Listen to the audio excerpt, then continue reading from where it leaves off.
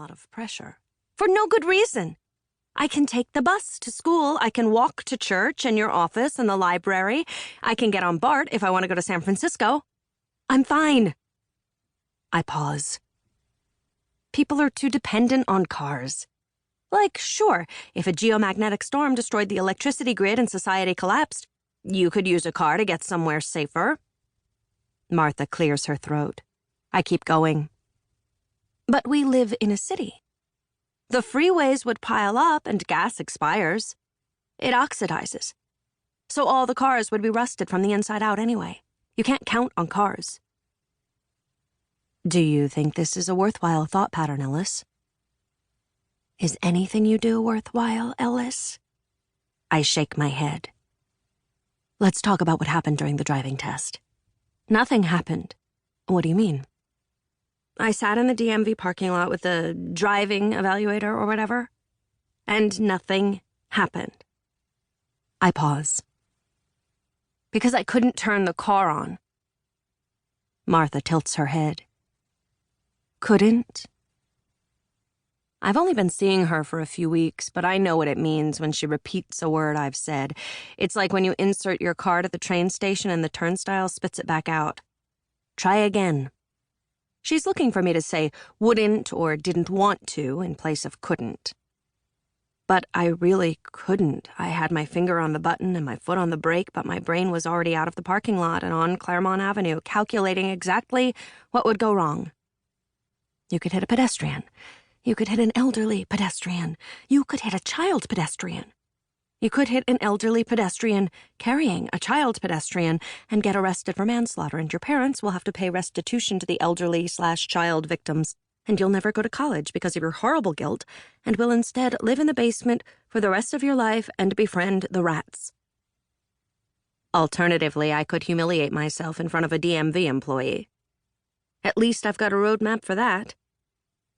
What feelings are coming up right now? I shrug. I'm fine. Fine is not a feeling. Is annoyed a feeling? She smiles. Yes.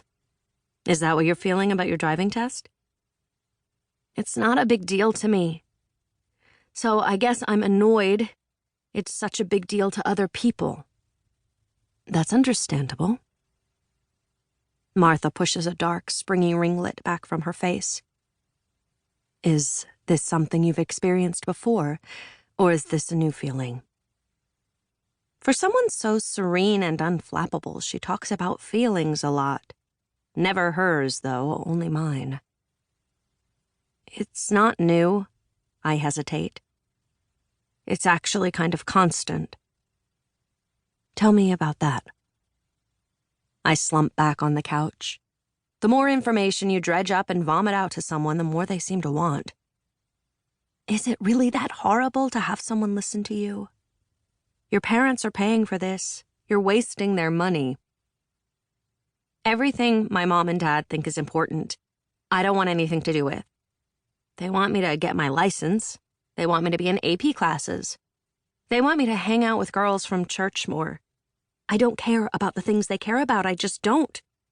Not only are you wasting your parents' money, you're using it to talk crap about them.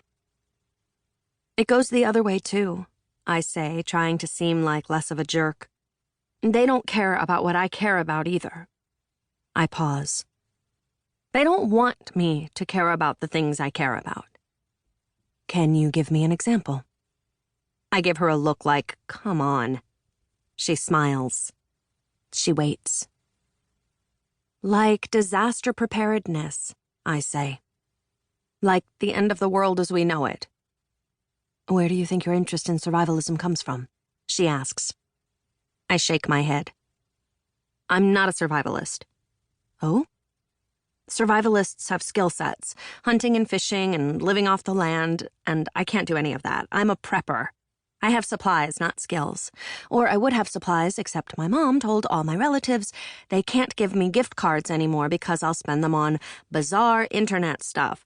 As if she won't appreciate properly filtered water you don't even have to boil first. Okay, Martha says, prepping. Where do you think your interest in prepping comes from? My palms itch.